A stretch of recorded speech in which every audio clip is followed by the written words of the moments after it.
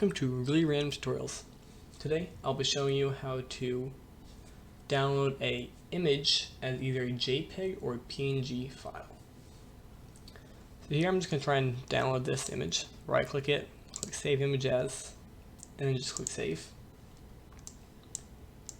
And let's see what the file format is. If you right click it and go to Properties, right here you can read the type of file, which is the file format, and here it says it's a JPEG.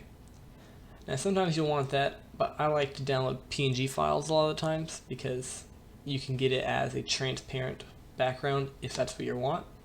Sometimes the files will have a transparent background already in it. So now if we right click it again, click Save Image As, and then if we add .png at the end, it'll save it as a PNG file. So click Save. Over here, right click it and go to Properties. It is now a PNG file.